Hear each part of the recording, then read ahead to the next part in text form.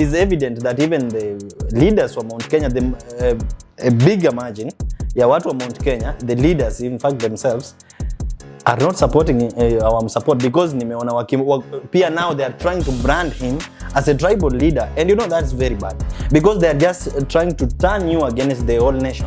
From the look of things, Rigiji wasn't involved as much, because Rigiji pia mwenyewe kivyake hajai participate sana on campaigning for. Yeah.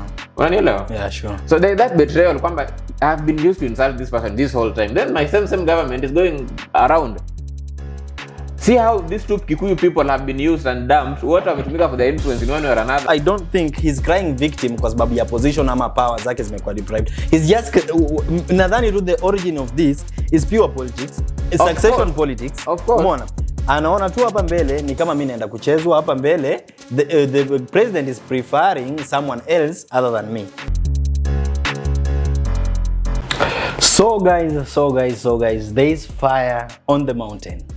Of course, this is Speaker's Corner podcast.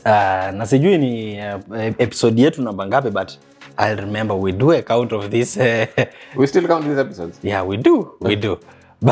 So guys, of course, it is another beautiful day, and today naweza sema hii podcast yetu ya leo is a bit special, because again tukianza kuona whatever we talked about, ama tukianza kuona tumeanza kwa prophets, then you know this one is gonna be special, and I don't know why you are smiling. Sisi wote ndio tunatake credit. You cannot say. Unajua wakati unaanza show na uongo, it is important that the audience actually understands that I'm just stamping. We did not. I did. You prophesied. Yes. Or you saw this coming, right? So guys, like I said, there is fire on the mountain. Of course, kuna hizi episodes tunaona Rigiji na Ruto na nini ni kama mambo yaendi vizuri, and someone said initially at Ruto amekuwa na thrive kwa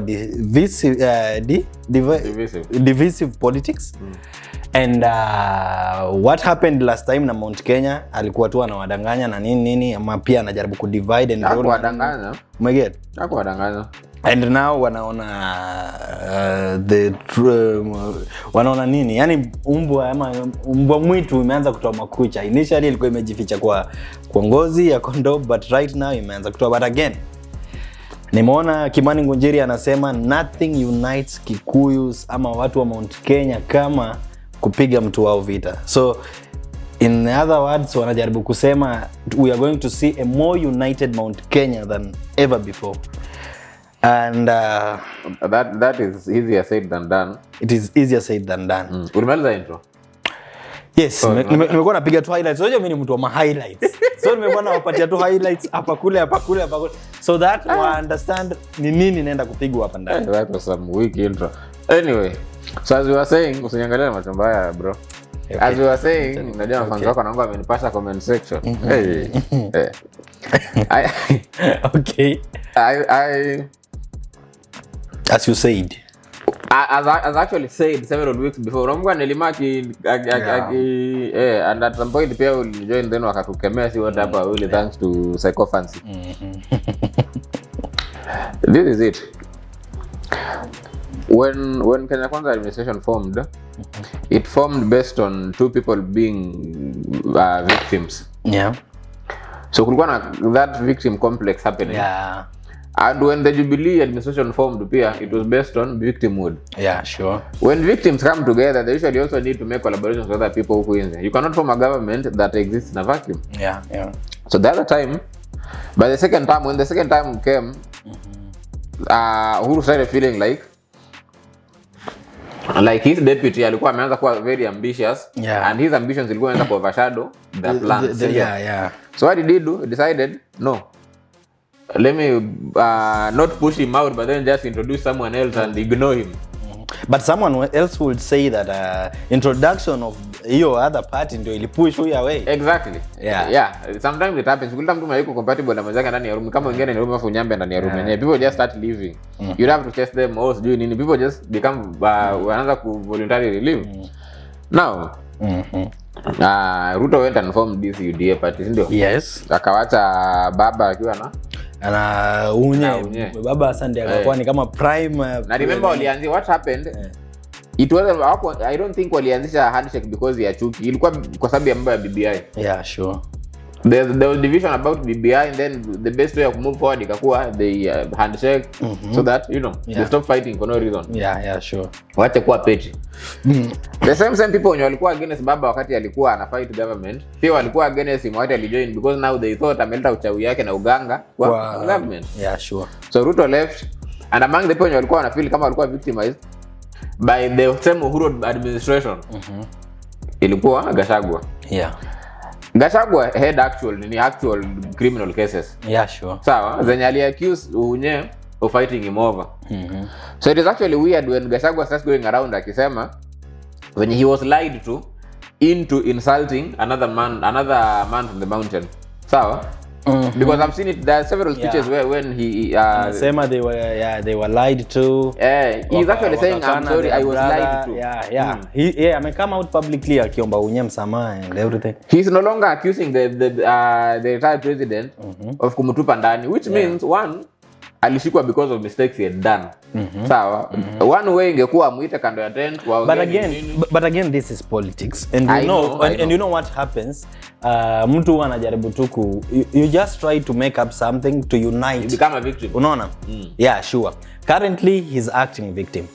And one thing now he's not even acting. I was going there. I wouldn't really say he's acting victim now. But one thing I want us to not to forget is that Ruto was once in that space. Yenye Rigiji exactly. That's why I started the whole handshake thing when Ruto alikuwa pushed out, and then he felt like na Matiang'i amekuwa empowered. And Matiang'i is becoming more powerful. The president and ignore. Remember hiyo wakati pia nani Weta alikuwa chief wa majority. Ilikuwa that was alikuwa minority leader. Leader of minority. And as usual anakuanga minority leader because he's the only senator from his own party.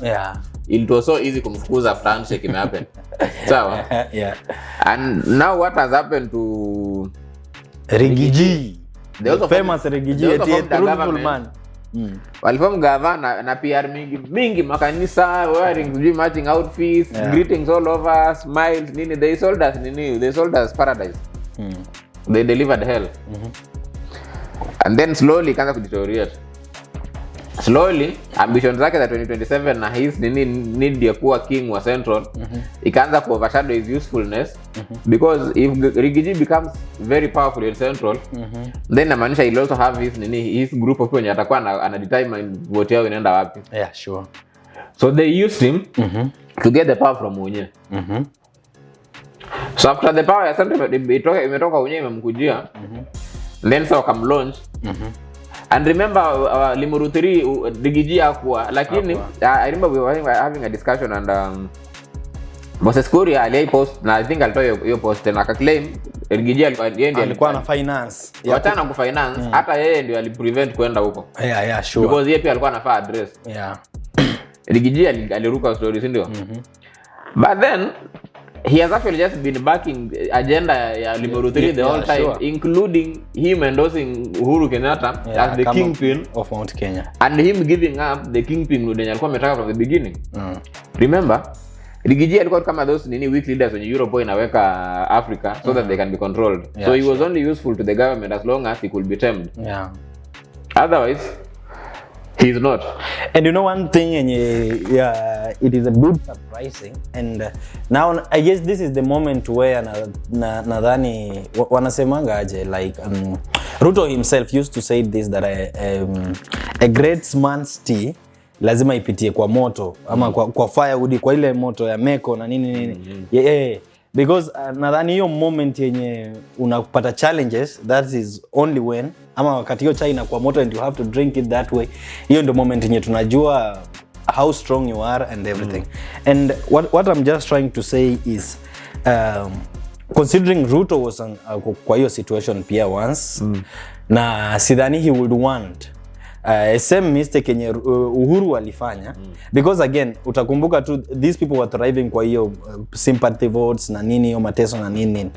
And personally I don't think Rigiji is going to survive kwa hiyo mambo ya sympathy for a long time, because you know the reason why I'm telling you this is because already we know Ruto has been playing politics of division kwanzia tu kitambo, because we don't, it's your opinion. Okay, yes, according to me he's been playing that, because utakumbuka kama kama to the recent one. He was just dividing people kusema hiyo mambo ya dynasty na poor. But that is politics. Yes, that's why I'm saying hiyo politics zake it has been that way.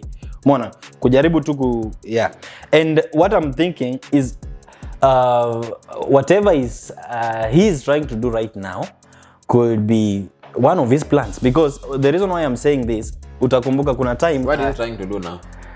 He's dividing them.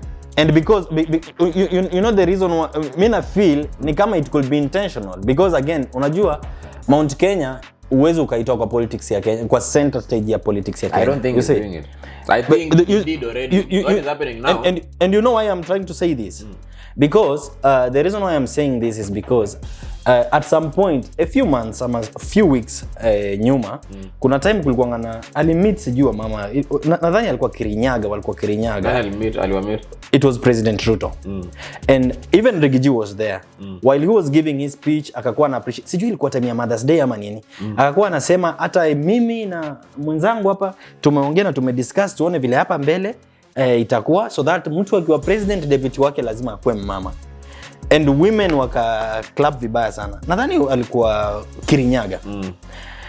Wanawake waka club sana na nini, and the next meeting yenye ili happen ilikuwa ya Rigiji. Na Rigiji pia nikaona akiongea akasema najua rais alisema jana mama, lakini sio hivi karibuni, ni huko mbele. Tumepanga ikuwe huko mbele. You see already after time yao imeisha, yani you know. Yeah. Law that in people wewe mwenyewe. Yeah, that's what Rigiji implied. But according to Ruto's statement, alikuwa anajaribu tu kuimply even in the near future. Unaona? So you see, nadhani kwanza hapo hivyo alianza kwanza kubit hapo hivyo Rigiji. And then again after tena ameenda, kuna time ameenda huko Murang'a na nini. Si unajuanga tu hizi siasa zake za juu ya gari na nini, and sijui alikuwa overwhelmed ama alikuwa na joy sana, and he was like Ndindi Nyoro anafanya kazi sana, hata naona huyu kijana huko mbele ametosha kukuwa kiongozi mkubwa na nini. So you see already this guy anajaribu, because kwa Kirinyaga na anasema wanawake, already unaona hapo anaanza kwanza kupiga maybe Anne Waiguru na Rigiji vita, umeget? Because unajua lazima Anne Waiguru kuna watu wengi tu. Yeah, kuna watu wengi, but the reason why najaribu kumention Anne Waiguru ni kwa sababu hata with this current hizi vita zenye zinatokea, jana nimeona wamekuwa kwa kanisa kina Rigiji na Anne Waiguru huko hivyo kwao, and some people were backing up Anne Waiguru, wanamwambia hata huyu akisumbua wewe usiachane na rais, wewe hakikisha unakuwa na rais, sababu wewe ndio sisi tunataka ukae pale.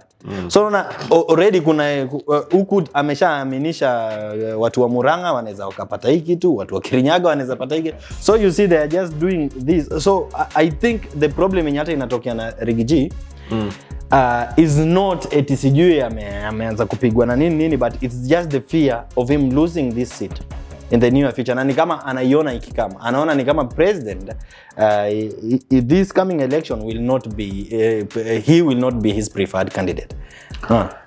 I don't know, but if it were you, wouldn't you be equally afraid? I would be, but I think it is very early for me to. It is not. It is not really early. Well, let me remind you that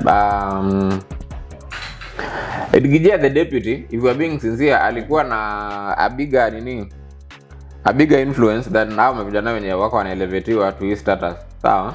No, I don't think so. Wait, let me just finish it. Okay. As a symbol, sawa? Yeah, as a symbol, because all he was a symbol. Yeah, sure. I'm not saying that ako influential yeye mwenyewe as a person nini, but walimtumia tu kama symbol ya victims, and all the victims wenye waliai kosewa anywhere. They came against the government. They went for people wenye walikuwa taxed, wakasema wanapea watu nje incentives, nini ndio mnaongezewa taxes nini. Then she came back, did the same, came back, alisema mambo ya kuwa na handshake na mchawi hawezi, but guess what happened? Yeah, right now. Came back, did the same, you know. I wouldn't even want to call Ruto divisive. He's just a liar, and liars have the potential of all sorts of evil. Liars can kill. Liars can divide. You cannot limit his scope. No, this man is the limitless potential of doing havoc. The only way he survives, or rather one of the moves he's making, unajua politics about chessboard, ni kama chess. Sure. He's moving his pieces. Ameleta madaraka de Bungoma County, wamewekea lights nini. For some reason, all the psychos, all people in this town are suddenly singing his name. Yeah, people are saying. And one thing he did ni kufanya mtu yetu akuwe speaker. Yeah. So that now he won't be selling his party. Everything he does in the name of UDA because he goes against UDA. Hata his speaker hata survive because, as we said, he only has one senator. Yeah. Senator wa Bungoma County. Yeah, ananga speaker wa senator ama parliament? Wa parliament. Yeah. Parliament anaanza kuwa na mtu kama 5 hivi kama ni wengi. Hata sijui. Yeah, na karibu wote ni wa Bungoma County na kama tuseme mmoja wawili hivi wa Trans Nzoia. Mmoja, not wawili, mmoja wa Trans Nzoia. Na Cherangani constituency. Na huku sijajua sana politics za huku. Bungoma pia what I'm sure ni kuna several guys, at least one person wa UDA and I think ni 5. Okay. Hata akiwa na 4 huku hivi. Yeah. That will make 5. Yeah. That tells you hana numbers.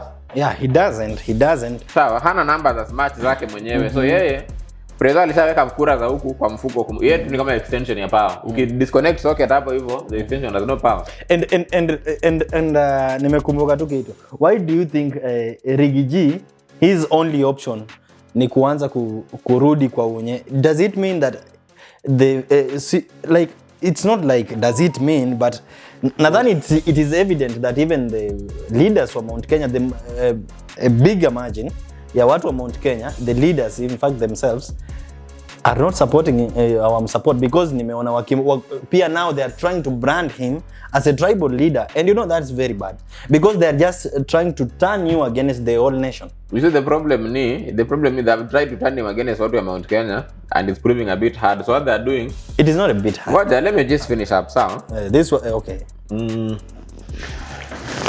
Hapa vijana wenye wako wanampigisha makelele hao hawana legacy, wako na jina, ni watu wenye wana trend. And you see okay fine, but it's okay. Uhuru Kenyatta wako na legacy from the father or whatever the source is. Yeah. Raila Odinga has a legacy. Yeah. He's as old as the country because guess what, his father was around when the country started. The name has been around since 1960. Yeah. Uhuru Kenyatta the same. Yeah. Moses Kuria no.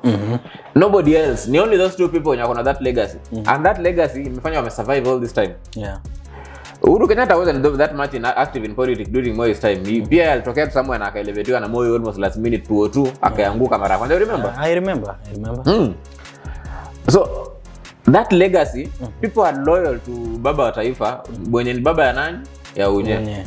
So while inaweza kuwa possible kuchukua hiyo power because alimuita kama walikuwa wanaita nini? Nini? Ilikuwa Hustler versus Dynasty. Dynasty. You know what a dynasty is something yenye iko na legacy, si ndio? Yeah, sure. Kama leadership ya muda mrefu. Yeah. It is very hard to topple dynasty. Hata ukitopple bado inakuanga na watu wake wa freedom fighters wenye walibaki, their families, sijui nani. Yeah. Those people will always exist. Yeah. People who can trace their blood to the Kenyatta family, people who can trace their great grandfather to that family wako. Those people remain loyal to the blood. None of these people including nani Ruto wako nayo. Nobody else wako nayo. Mwenye baki nayo mgeni ni Raila. And you see how Raila has become problematic this whole time. Yeah. In fact, Raila only loses kwa sababu money inakuanga involved most cases. Sawa? Say wanakaa chini wana strategy vizuri and then they decide on how to fight one person. Yeah. Na system inamtandika almost all the time. But then one thing you should know that almost all the time, even though system yangu imemshinda, system inamu-approach tena. Umeona kama scenario yenye uko kwa yenye you live in a place yenye maybe there's a gang leader who is strong enough so that the OCS has to go there and be the hey boss, mnachinja watu sana like so we could reduce from like 10 people per day to like 3.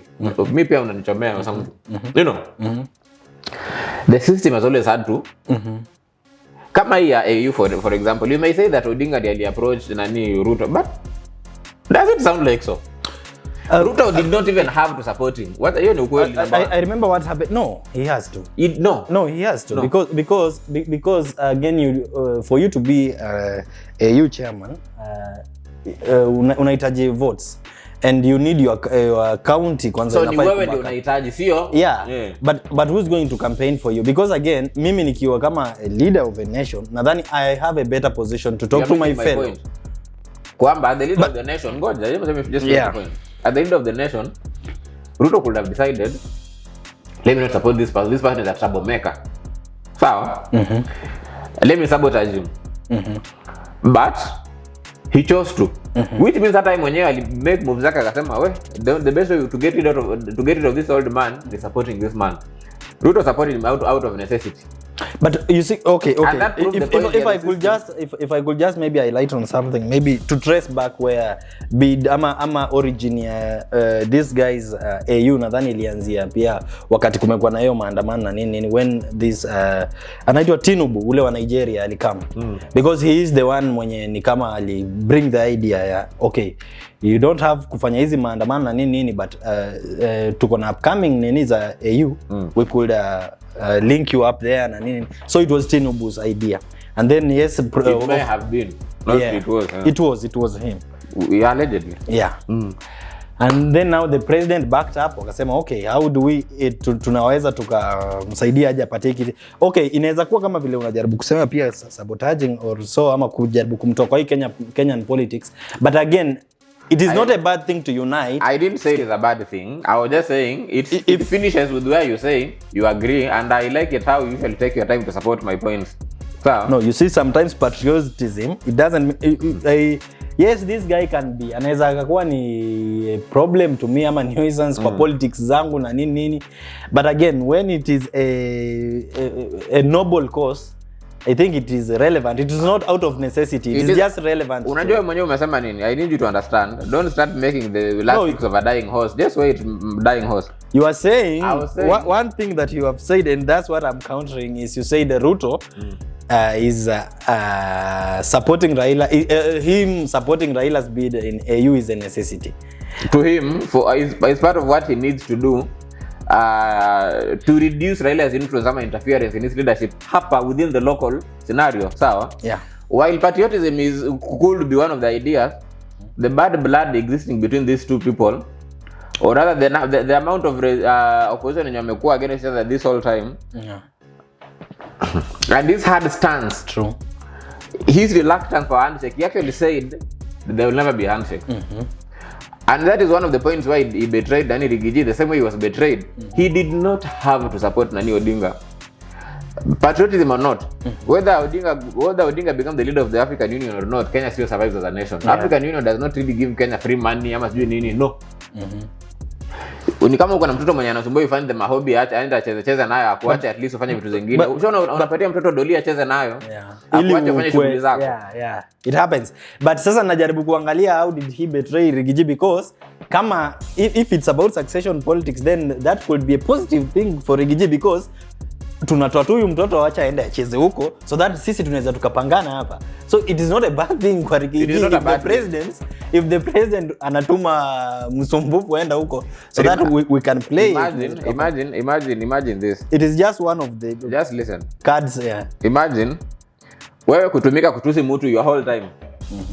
Sawa? Ruto has not been doing the insulting himself most of the time. Rigiji has been doing it.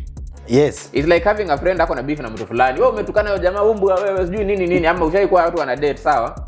And then wewe unaona demu yake akimchita akifanya time, then unashinda ukimwambia, and then una approach yule demu unamwambia wewe sijui unafanya nini. Alafu baadaye unaona na demu mwenyewe tena start seeing photos. I don't know whether the position in which inaweka Rigiji. Yeah. Second, I don't know about situation ya Ruto na Unye. Clearly from the last news ni mbaya. Yeah. Sawa? Yeah, ni mbaya. Ruto na Unye na Odinga walikuwa na read from the same page after elections.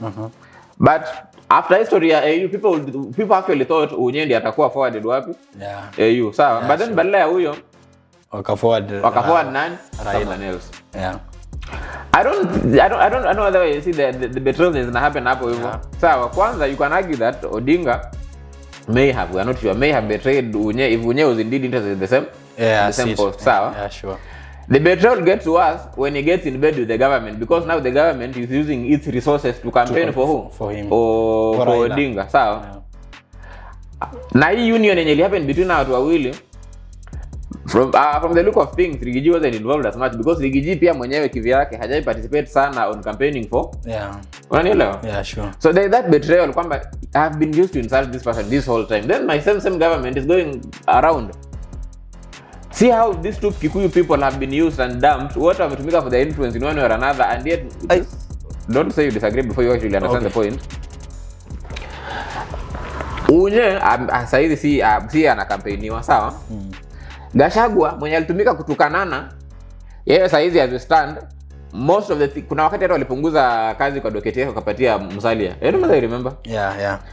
Isn't it almost the same thing like when happen wakati Ruto alikuwa deputy president and they appointed nani Raila. No. Matiang'i as the prime sijui cabinet something. Tell me you don't see the trend. Tell me you don't see betrayals happening anywhere. Tell me you don't see Rigiji being disempowered by Ruto. He's a victim, he's a crime victim, yes. But while I might even like him, betrayals have happened. He thought he would be powerful, but the power yenye alipatiwa hiyo iko on paper. But like Ruto the last time, he's powerful on paper. Kwa ground, he cannot even order his own chopper aende nayo mahali. Anaenda kuchukua chopper anaambiwa boss, walikuwa wamesema hizo chopper hazitoki. That is what happened wakati kupanda meet. But I think nadhani wewe ni kama tu umedecide kufanya aje. What I'm trying to say is that with this creation of docket ya Deviding, we haven't heard anything like that before, so you cannot tell me what I'm trying to say in this creation. No, you are saying you umejaribu kusema powers za Rigiji zimekuwa limited and but it's a fact, some of he has been deprived some of his job ikapewa nini. But I want you to understand that this is there was an MOU before. Yes. He wapite kura huyu akwa hiyo position. There was an MOU. He was there. The party of UDA ilikuwa hapo and it was an agreement. So I don't think he's crying victim kwa sababu ya position ama power zake zimekuwa deprived. He's just nadhani to the origin of this is pure politics. It's succession politics. Of course. Umeona? Anaona tu hapa mbele ni kama mimi naenda kuchezwa hapa mbele. The president is preferring someone else other than me. And you see even if he will embrace him, I don't think even the union itaweza create ama inaweza kuwa of so much importance, because again sometimes pia kwa hizi wanasemanga in 48 laws of power kuna kuanga na hii law yenye wanasemanga isolation policy, whereby you just isolate this one person, you buy off hawa watu wengine and he remain irrelevant, because whatever we are seeing right now already isolation is happening, because other leaders from Mount Kenya are sidelining him. They are branding him as a tribal leader. Jana tumeona wamekuwa wanamwambia you are tribal, you are a national leader, but whatever you are advocating for, it shouldn't be, because you underestimate victims. No, and again on that note, we have seen the president has denied him platform ya kufanya politics. Tulikuwa hapa Madaraka Day, dakika mbili tu he was off. No one, in fact even the president himself anaongea tu. So in other words, don't you see you are supporting the point kwamba he's not just playing victims, he's being victimized, kwamba the system is beginning to throw him out. Hiyo isolation unasema hiyo, it's true. And the moves he's making, his link to the legacy, I feel like the legacy is the only power supply that doesn't isolate, kwa sababu there is a lot of historical significance to it. Sawa? I want you to tell me how much you are going to be powerful when okay, the truth is that. What truth? The truth is that there is fire on the mountain. Yes. But the president and Rigiji, of course, saizi hawakuli sana moja. As much as jana tumemuona hata akisee off the president, in fact he's the one who posted I'm seeing off the president to Korea and whatever. Okay, fine. But we have seen these other Mount Kenyan leaders opposing what Rigiji is doing. Unajua, when you are saying about, let me correct you somewhere.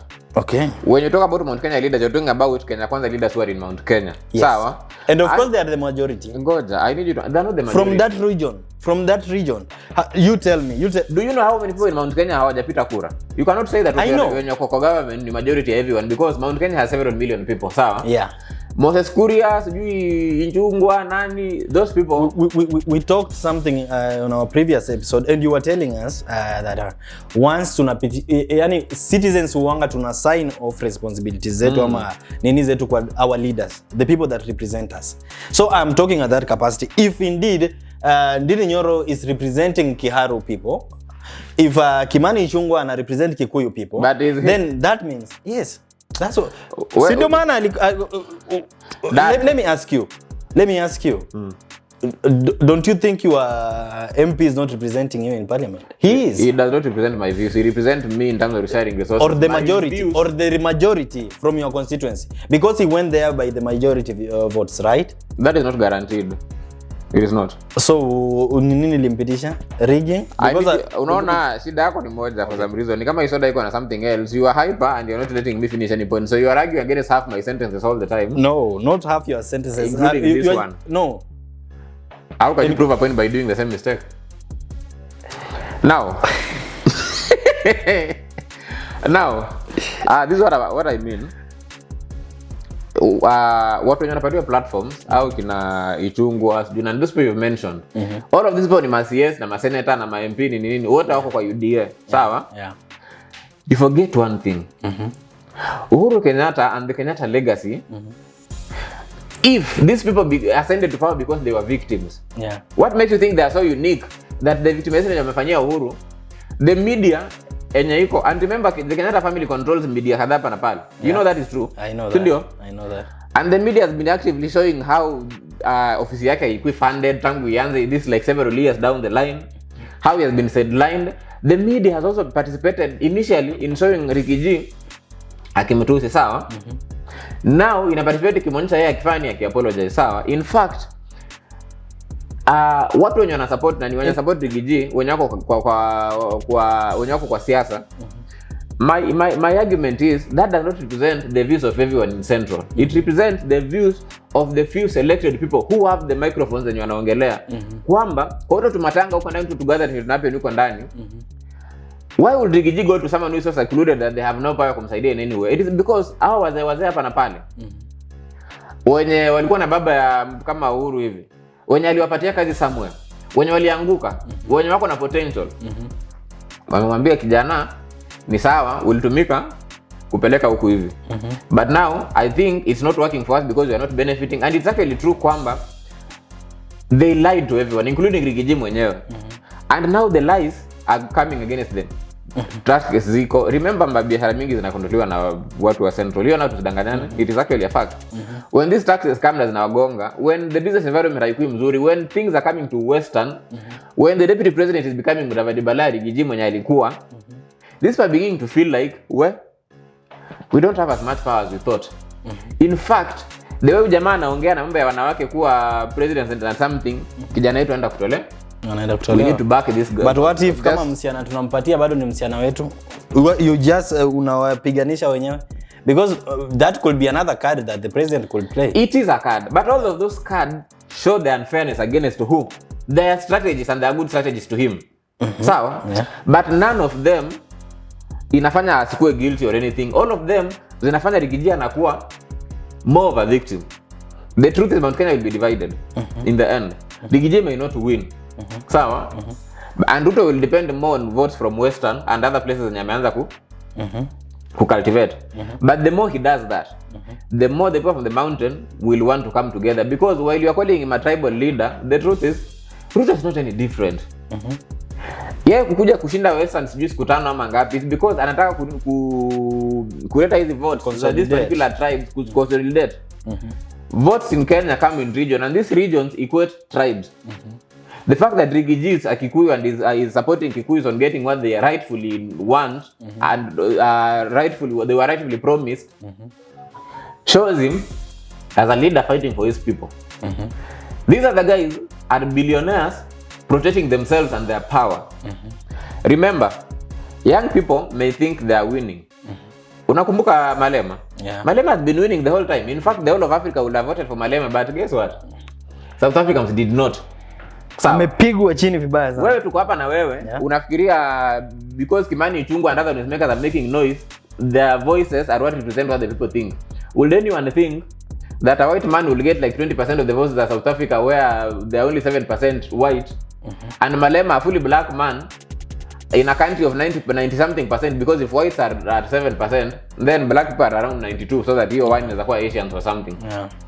Who would think a white man will beat him that much? You see now talking about how nadhani how maybe it is just a politics of ideas and no. where we It na was sisi never- bado atuko huko. tuko huko, we are not any different. Sawa, people Kenyans underestimate Kenya, but Kenya is top 5 in Africa In economically democracy. speaking. Yeah, okay, Sawa, yeah, economically, yeah. we are not that far. And how much strong is our democracy? Like all African countries. No, our democracy Kenya. is low. Yeah. But South Africans are way higher. They are not. Those guys work on half our history. Yeah. Sawa. Their democracy is so weak because if it was that strong, ANC will not have won kwanzia kura ya kwanza hadi ya saizi. A democratic country, you see people exchanging, Yeah. so and so. Yeah. South Africans don't have a better democracy than us. That is a lie.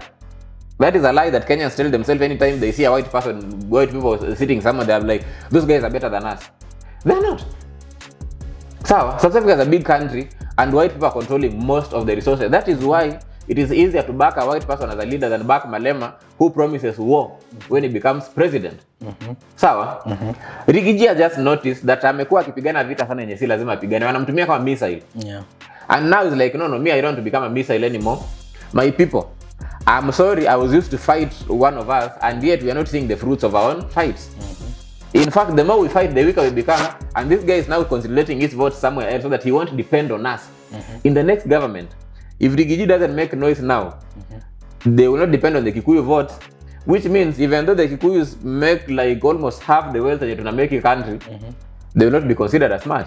So tell me why other billionaires, apart from those ones inside government, will not back Rigiji and Uhuru Kenyatta, because then again, Uhuru Kenyatta has so much to lose. The dynasty will lose so much if this government continues with this policy for the next 10 years. Sawa? Yeah. Rigiji akitap into the Kenyatta dynasty, anatap into money, old money, and old money never ends. Hii pesa ya vijana you know, I mean, sijui ndani ya Kenya Power, sijui nini, if Kenya Power crumbles, pesa yake inaisha. Old money will not end because already this guy control the dairy industry ya Kenya without the government support, because he was the government at some point. And Kenyatta, while I'm not a Kikuyu and I cannot say it for them, Kenyatta is a national leader.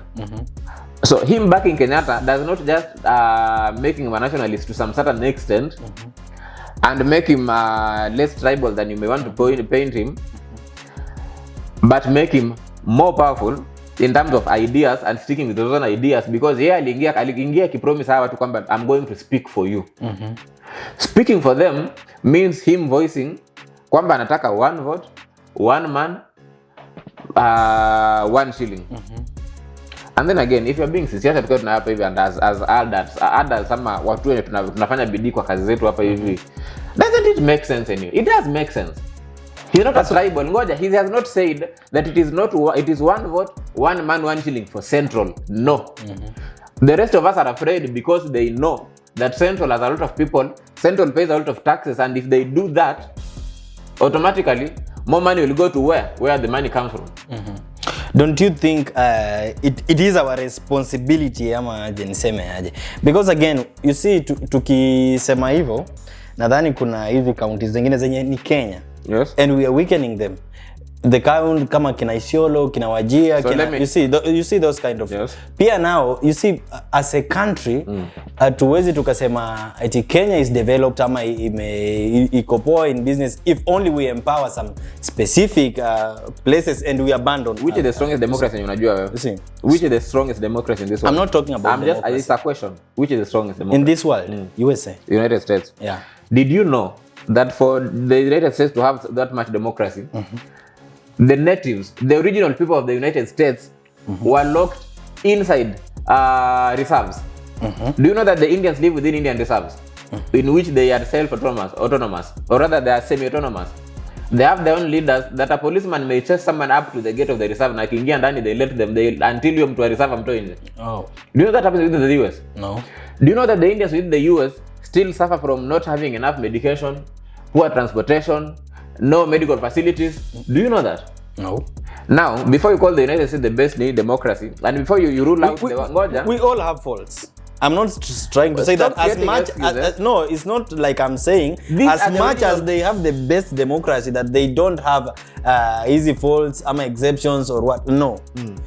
it's only that how at least wana exercise democratic rights zao. No, that is in a white man's perspective, and the white man owns all the media. The white man tells you what you want to. In fact, Africans have become so stupid that whatever the white man says is gospel. The moment you say Jesus Christ is white, people believe in it. If you told them he's not, people will fight you. That aside, Kenya is a strong democracy, and any democratic state, one major symbol of democracy is majority. The majority win, number one. Yeah. Number two, there's a dictatorship of the majority, which means whatever the majority says comes. Yeah. To counter that part, or rather to balance it, to create laws to protect the minority. So, this is what I would propose. Have the one man, one shilling, whatever, and then come up with the rules like affirmative action. We say that men and women are the same, yeah. They are equal. But how do they do to ensure the equity remains? Affirmative action. Una make sure unarudisha grade ikuwe B plain kama entry. Wanasemanga entry grade ni B plus. Yeah. But mademu anaweza ingia na C plus. Why separating women from men? To discriminate men? No. It is to give women an equal opportunity kuwa na men, sawa? They don't just say we are giving men and women 10 vacancies and 10 vacancies. Evil. No, they don't. What I mean ni, you could have one man, one shilling, one vote, and work it from affirmative action, so that some counties that are so poor, some money ikuwa to set aside to curb their misfortunes. Yes, because then take an example like this. You have a county with 500,000 people, then you have another county with 1 million people. Let's say Nairobi county iko na milioni ngapi? 4. Milioni 4. Yeah. Marsabit inaweza kuwa na watu, let's say 1 million or something, maybe 500,000. People of Nairobi County need more drugs. They need more food. They need more infrastructure compared to people of Marsabit. You cannot say I'm giving 2 billion huku 2 billion huku, because huku watu wa Marsabit wataanza kurudisha hiyo pesa na watu wa Nairobi 2 billion haitawatosha. Sawa? There must be a system that ensures badala kujeza kuweka tu hizo pesa similarly to everybody, una consider watu wangapi? Now to wangapi hao? What are they doing? Like, there need to be a formula that considers the number of people, their needs, and other factors. And do there are no such kind formulas? These formulas are there. No, they don't really apply in all cases. For instance, there's an MP was saying kila constituency inapatiwa the same amount of money kwa CDF. Kwa CDF, sawa. Yeah. Now, because ukiangalia hata shida kubwa sana ni hiyo CDF. Na sasa hiyo inafai apply kwa vitu zingine. They cannot just be making news kama ni CDF peke yake. It is CDF. No, sio CDF peke yake. Trust me. Now, one constituency inaweza kuwa na 1 million kids. Nyingine iko na 200,000 kids. Then wapatie 30 million. Is that fair? Yes. Is that equal? Kama wewe mwanafunzi yako hajui anatembea 30 kilometers afike kwa shule hana maji hana nini, you should cushion this kid. Na the other one wenye wako 1 million anatembea 200 meters from here anapata gate ya shule hapa hivi. This food from hiyo places ziko na shida, they need to be cushioned. That's why I said affirmative action. Yeah.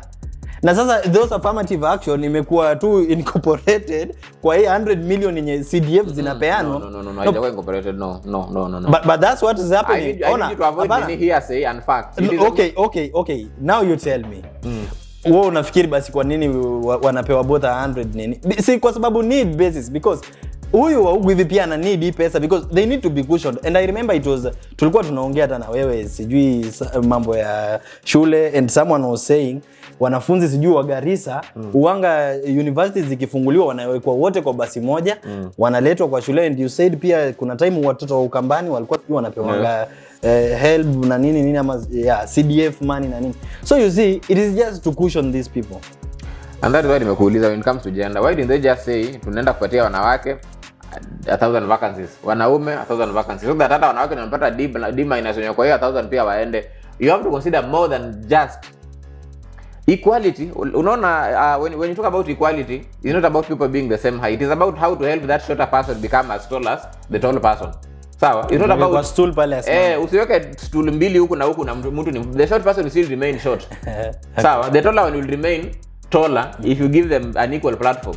You have to ensure you increase the height ya stool ya mtu mwenye ni mfupi so that atatoshana na huyu mwingine wakiwa na equal opportunity ya kufight. But while doing that, I mean, while doing that, you also have to consider how many short people are here, how many short people are here. Sawa.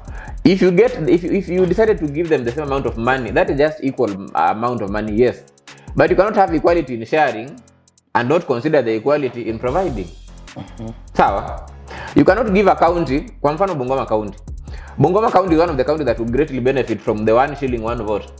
Do you know why? Because if the population is to go by, Luyas are the most populous Luya people, sindio? Bukusu are the most populous Luya people, right? Yeah. Which means if Luyas are 2 million, and then Bukusu could easily be 1 million. Guess where they live? Bungoma County. Bungoma County will not suffer from Digiji's proposal. In fact, it will greatly benefit. And money going to other places where there's nothing happening, itapunguka. But then unluckily, Bungoma County is also one of the countries that also gives money back even though pesa yenyewe itoshi. Hey guys, I think we should revisit this. Hapa hivi kuna shida. And we are going to revisit this, I promise. I think we need to also invite someone. Yes, sure. We need to invite someone directly involved in this. Yeah, sure. But tupatie their take of it. Na kama uko hapo hivyo na una think you can be unafaa kukaa kwa hii sitting in our next episode, just make sure you comment right below there and we will tag your location and everything. Yeah, it is us, presenter Dante alongside Nabali the critic Don, and yes, we have spoken. Goodbye.